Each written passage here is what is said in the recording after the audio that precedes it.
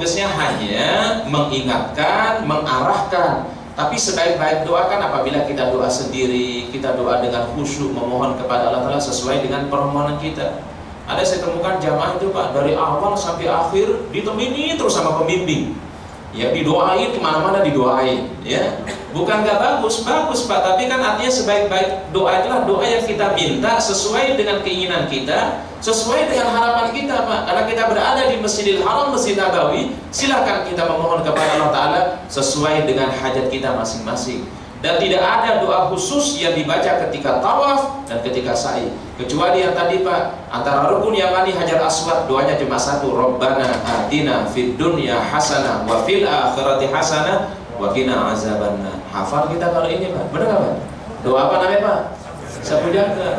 Karena sebagian jamaah berpikir apa Pak? Wah, apalagi buku yang dikasih sama travel tuh biasanya bukunya tebel Pak. Wah, dibaca berbulan-bulan nggak selesai dihafal. Jangan Pak, direpotin dirinya Pak. Silahkan membaca apa yang mudah yang Allah Ta'ala berikan kepada kita. Subhanallah, alhamdulillah, wa la ilaha illallah, wallahu akbar. Subhanallah wa bihamdihi, subhanallahil azim, la ilaha illallah wahdahu la syarikalah, lahul mulku wa lahul hamdu wa huwa ala kulli syai'in qadir, la haula wa la quwwata illa billah. Silahkan kita baca baik mudah Pak.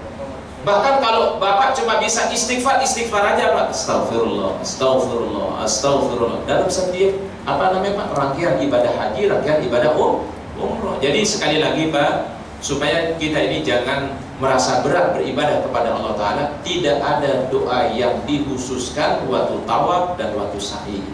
Kasihan kan terkadang jamaah jadinya Pak. Jadi yang dipikirkan cuma itu Pak, hafalan mau doa-doa yang disebutkan di dalam buku bimbingan, ya. Berikutnya Pak, kita lanjutkan. Setelah melakukan sa'i Pak antara Safa dan Marwah, dan ingat hitungannya Pak, Safa Marwah berbeda hitungannya dengan tawaf.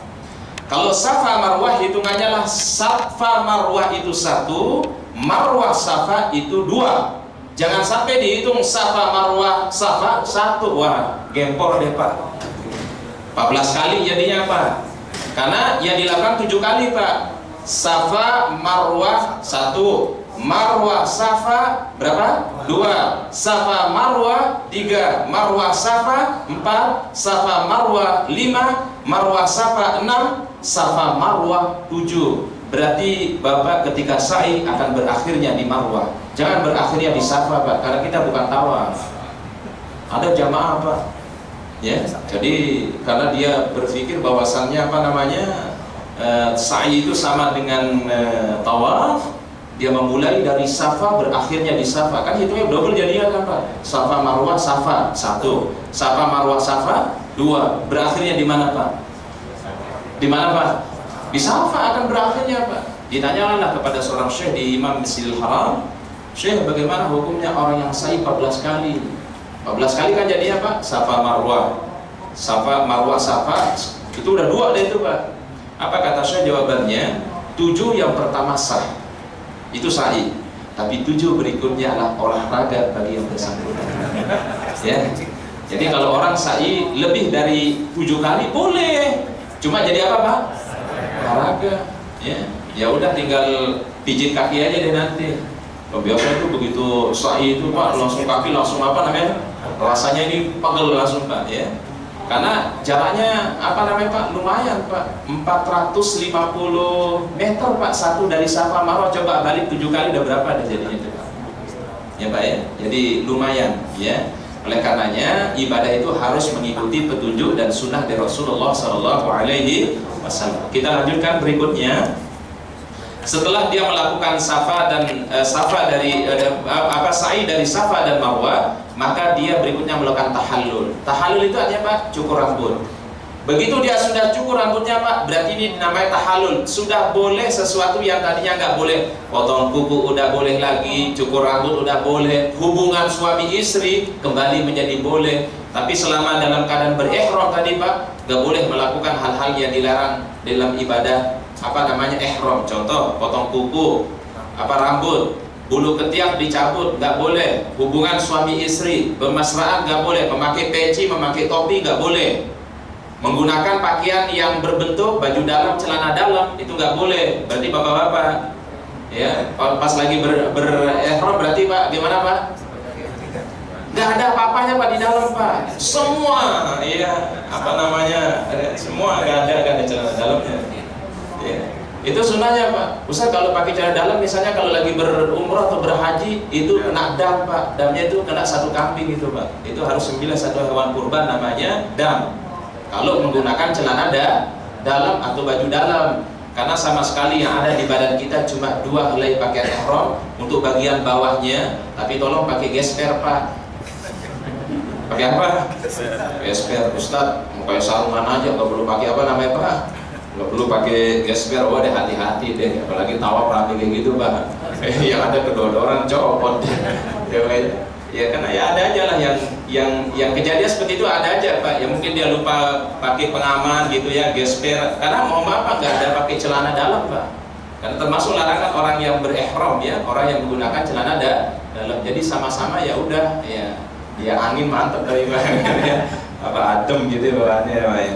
Itu nggak boleh itu Pak. Ya. Berikutnya setelah dia selesai dari sa'i ini berarti dia sudah selesai umrohnya Pak. Kemudian dia menunggu datangnya tanggal 8 Zulhijjah, disebut dengan hari tarwiyah. Baik. Ketika hari tarwiyah ini Pak, maka di situ dia mengucapkan lagi labbaik Allahumma hajjan. Kalau niat yang pertama kan umroh, labbaik Allahumma umratan. Sekarang niatnya haji, labbaik Allahumma hajjan. Dimulai tanggal 8 Zulhijjah, hari tarwiyah. Hari tarwiyah adalah berkumpulnya jamaah haji di Mina pertama kali Pak, tanggal 8 Zulhijjah. Apa yang dilaksanakan di sana? Laksanakan sholat subuh, sholat zuhur, sholat asar, sholat maghrib, sholat isya sampai sholat subuh besok di waktunya, dan boleh mengqashar yang 4 rakaat. Makanya satu-satunya orang boleh mengqashar sholat Pak, tapi nggak bepergian, itu adalah orang yang sedang berhaji. Sekali lagi Pak, para ulama menjelaskan dalam bab fikih itu ada 3 jenis sholat. Ada orang yang boleh menjamak, boleh mengqashar. Siapa mereka Ustaz? Adalah orang-orang yang melakukan safar, dia perjalanan musafir akan menempuh 75 sampai 80 km ke atas. Maka boleh baginya menjamak dan mengqashar salat. Jamak artinya zuhur digabungkan dengan asar, kemudian maghrib dengan isya digabungkan jadi satu, baik jamak takdim ataupun jamak takhir. Dan selain itu, selain menjamak, boleh melaksanakan dua setiap rakaatnya yang 4. Berarti zuhur Bapak kerjakan cuma 2, asar cuma 2, maghrib gimana? 3, jangan dikosor Pak. Nggak bisa kalau dikosor. Isya dikerjakan berapa Pak? 2. Berarti kita cuma kerjain sholat di zuhur dan asar cuma 4, maghrib dan isya kita cuma mengerjakan 5 rakaat saja. Yang mesti kan lebih dari itu Pak ya. Ini bagi yang musafir dan dia akan menempuh perjalanan 75-80 km. Berikutnya golongan yang kedua, ada orang boleh menjamak sholat tapi nggak boleh dikosor Pak. Jamak boleh, jamak waktunya doang Pak. Zuhur sama maghrib, zuhur sama asar, maghrib sama isya, tapi jangan dikosor. Siapa mereka Pak? Kata Rasulullah SAW, pertama orang yang sedang sakit. Jadi kalau kita terbaring sakit nih Pak, ya terbaring sakit, ya susah bolak-balik ke kamar mandi, boleh nggak Ustaz menjamak sholat? Boleh. Zuhur sama asar dikerjakan di waktunya, baik jamak takdim, jamak takhir, tapi dikerjakannya 4-4, jangan dikerjakan 2-2. Kalau dikerjakan 2-2 namanya qashar. Ini orang boleh menjamak tapi tidak boleh mengqashar. Yang kedua, golongan yang kedua adalah dalam kondisi hujan deras, ya musim hujan, ya ini Oktober ini mestinya udah masuk musim hujan nih Pak, ya, tapi yang terjadi sebaliknya Pak. Berapa hari terakhir ini panasnya minta ampun Pak. Berapa Pak? Panas ya Pak ya, 2-3 hari terakhir ini panasnya udah sampai 40-an kalau nggak salah. Saya bayangin aja ini kayak kemarin ini Pak, kayak terasa di Saudi Pak. Saudi ini kayak gini panasnya Pak. Tetapi Saudi itu kalau panasnya itu paling panas Pak sampai 46-47 derajat. Kalau kemarin itu masih agak adem namanya Pak ya. Kalau di Saudi bener-bener panasnya 46-47 derajat. Kalau dalam kondisi hujan deras, itu seseorang boleh menjamak sholat zuhur dan asar, maghrib dan isya, tapi jangan dikosor Pak, karena kita nggak musafir, ya. Kemudian kondisi yang ketiga adalah ketika orang mengalami masyaqqah, sulit. Contoh misalnya di perjalanan tiba-tiba terjebak macet, susah, cari masjid susah, mau sholat bagaimana, apalagi bawa mobil sendirian gitu kan Pak ya. Maka dalam kondisi seperti ini dibolehkan menjamak ketika dia sampai di tujuan, tapi dia tanpa mengkosornya. Ini namanya orang boleh menjamak, tapi tidak boleh apa? Kosor. Nah, golongan yang ketiga Pak, ada orang boleh mengkosor sholat, tapi dikerjakan tidak menjamak. Jadi waktunya di waktu masing-masing, zuhur di waktunya, asar di waktunya, maghrib di waktunya, isya dan waktunya, tapi yang 4 rakaat boleh dikerjakan 2 rakaat. Khusus jamaah haji pada tanggal 8 Zulhijjah pada hari Tarwiyah boleh mengkosor sholat tapi tidak menjamak sholat. Nah, ini yang dikerjakan oleh para jamaah haji, ya Pak ya. Jadi bisa dimengerti sekarang Pak. Jadi Ustaz ulangi sekali lagi, ada orang yang menjamak plus mengkosor. Ini orang musafir Pak, ya Pak ya. Jadi kalau bapak-bapak musafir diambil rukhsah Pak. Jadi kerjakan dijamak, dikosor. Ustaz, saya biasanya zuhur 4 rakaat. Ini bapak lagi musafir, misalnya lagi keluar kota, ada bus keluar kota. Ya, selama bapak musafir silakan boleh dijamak, boleh dikosor. Ya Pak ya. Jangan dianggap, aduh Ustaz, saya biasanya kalau zuhur 4 rakaat, asar 4 rakaat, gak enak kalau 2 rakaat. Gak apa-apa Pak, ini rukhsah namanya Pak. Rasul kerjakan. Kalau dikerjakan sama Rasul berarti itu menandakan apa Pak? Boleh. Dan kata Rasul sallallahu, itulah sedekah yang diberikan oleh Allah Ta'ala. Dan Allah Ta'ala senang kalau diterima sedekahnya. Ya Pak ya. Jadi sampai kondisi orang musafir itu Pak dikasih keringanan oleh Allah Ta'ala. Yang penting jangan tidak ngerjain sholat aja deh Pak. Ustaz lagi musafir nih, ya susah dapat air karena di atas pesawat atau di atas apa namanya di kereta api. Kalau nggak ada air kita ganti dengan apa Pak? Yang penting jangan deh ninggalin sholat dalam kondisi apapun. Kita udah dikasih kerusak oleh Allah Ta'ala. Yang 4 rakaat boleh dikerjakan 2 rakaat. Yang penting jangan sampai diapain Pak? Diganti. Ingat Pak, safar itu bukan alasan untuk tidak sholat, ya Pak ya. Jadi jangan sampai kita safar, Ustaz susah dapat air, tayamum Pak. Kan di depan jok apa namanya itu Pak, di jok bus atau di jok kereta atau di jok atau mungkin di tembok, boleh itu dijadikan sebagai sebab untuk tayamum, boleh Pak. Ingat tayamum itu Pak tidak mesti ada debu Pak. Kalau mencari debu masih susah Pak. Kata so'idan di dalam ayat itu Pak adalah segala sesuatu yang berada di atas permukaan bumi Pak. Ya, jadi nggak mesti ada debu Pak. Ada orang sampai bawa tanah loh Pak. Jadi kalau musafir itu bawa tanah Pak. Katanya kalau orang musafir orang tayamum harus pakai apa Pak? Pakai debu atau tanah Pak. Ingat Bapak, semua yang berada di atas permukaan itu boleh digunakan tayamum. Tembok ini boleh.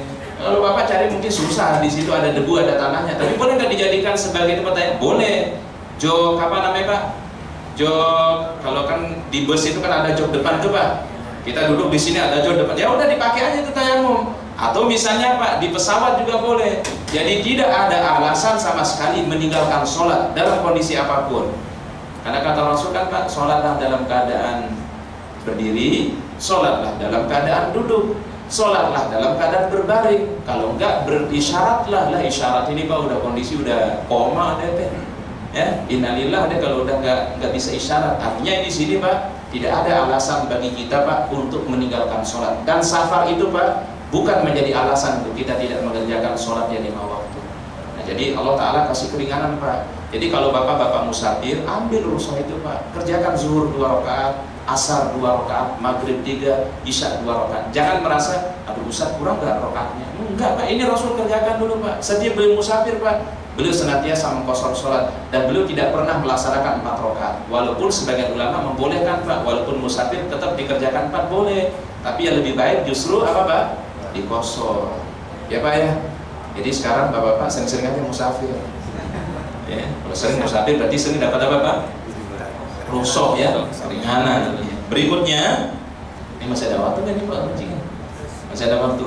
Kita lanjutkan sedikit ya Pak ya. Nah, setelah dia berada di Mina pada tanggal 8 Zulhijjah, maka berikutnya jamaah haji menuju ke Arafah. Ini berarti sudah masuk pada tanggal 9 Zulhijjah. Namanya Arafah, wukuf Arafah. Dan ini merupakan puncak haji nih Pak. Rukun tertinggi di antara rukun haji Arafah. Sampai kata Rasul, Al-Hajju Arafah. Haji itu adalah Arafah. Di sana jamaah haji Pak berkumpul dimulai semenjak tergelincir matahari, berarti waktu sholat zuhur Pak, sampai terbenam matahari. Zuhur dan asar dikerjakan jamaah takdim. Zuhur, asar dikerjakan jamaah takdim. Di situ kemudian melakukan khutbah, nanti namanya khutbah Arafah, ya. Kemudian memperbanyak zikir kepada Allah SWT. Dan yang paling bagus dibaca waktu wukuf itu Pak, la ilaha illallah wahdahu la syarikalah lahul mulku wa lahul hamdu wa huwa ala kulli syai'in qadir. Dari sholat zuhur Pak sampai terbenam matahari. Berarti masuk waktu apa Pak? Setelah selesai wukuf Arafah, mulailah jamaah haji berangkat menuju Musdalifah. Ingat tadi rutenya Pak, Mina, Arafah. Setelah Arafah, Musdalifah. Ingat Pak, awal pertama kumpulnya dulu di Mina Pak, hari Tarwiyah nih Pak, 8 Zulhijjah. Berangkat menuju Arafah, tempat wukuf tanggal 9. Berikutnya pada malam harinya, berarti malam Idul Adha, ya, malam 10 Zulhijjah, jamaah haji mulai berangkat bertolak menuju Musdalifah. Jaraknya kurang lebih 3 kilo dari Arafah Pak. Tapi kalau musim haji Pak, ya dijamin insya Allah bisa sampai 3 jam baru nyampe Pak. Kalau pakai apa namanya Pak? Pakai bus ini Pak, karena padatnya minta ampun Pak. Ya, 2-3 jam baru nyampe. Makanya orang biasanya ngalah aja Pak, lebih jalan Pak dari Arafah sampai Musdalifah. Disitulah jamaah haji melakukan mabit. Mabit itu artinya apa? Mabit itu artinya bermalam. Nah, sering kejadian ini saya perhatikan jamaah haji Indonesia sekedar hanya ngelewat doang. Bus lewat, nongkrong sebentar cuma setengah jam, langsung menuju ke ke Mina untuk melakukan pelemparan jamarot. Padahal sesungguhnya Rasulullah SAW bermabit di Musdalifah sampai subuh pagi. Pak, ya namanya orang bermalam, orang nginep itu Pak, itu adalah sampai dari malam sampai apa Pak? Sampai pagi, itu namanya bermalam Pak. Tetapi kalau dia baru nongol situ bisnya jam 11 sudah mulai berangkat Pak, ini bukan bermalam namanya Pak, cuma mampir. Bahkan cuma busnya doang, yang penting udah ada di Musdalifah, kemudian langsung berangkat tuh busnya. Ini yang menjadikan ibadah itu tidak sempurna Pak. Diperbolehkan oleh Rasul bagi orang yang sakit, bagi orang tua yang uzur, boleh dia meninggalkan Musdalifah pada pertengahan malam, sekitar jam 12, jam 1, boleh dia bertolak dari Musdalifah menuju Mina. Tapi ini badannya sehat-sehat, seger-seger Pak, berangkat juga Pak. Padahal rukhsah itu diperbolehkan hanya bagi orang yang sakit dan orang yang gimana Pak? Tua. Karena kalau dia bermalam, kan mohon maaf Pak, di sana Pak bermalamnya nggak pakai tenda. Berbeda kalau yang di Arafah disediain tenda. Kalau di Musdalifah itu memang benar-benar Pak Pak terbuka Pak. Ya, hamparan aja gitu Pak. Ya, makanya dirukhsahkan oleh Rasul kalau orang yang sudah sepuh, orang yang sakit boleh meninggalkan Musdalifah pada pertengahan malam. Jam 11, jam 12 sudah berangkat menuju Mina untuk melakukan pelemparan jamaah. Baik. Pada tanggal ini Pak, berarti sampai kapan Pak nginapnya Pak? Musdalifah sampai subuh. Begitu setelah selesai sholat subuh, ketika sebentar lagi terbit matahari, di sini ada boleh 2 pilihannya Pak. Nah ini Pak yang sering disebut oleh Rasulullah SAW, if'al wala haraj, if'al wala haraj, if'al wala haraj. Kerjakan dan tidak ada dosa bagimu, kerjakan tidak ada dosa bagimu, kerjakan tidak ada dosa bagimu. Karena ada 2 pilihan Pak. Dari Musdalifah ini ada boleh 2 yang dikerjakan Pak. Satu di antara 2. Boleh dia melempar jamarah dulu, yaitu jumrah al-aqabah yang paling besar, yaitu 7 batu dilemparkan.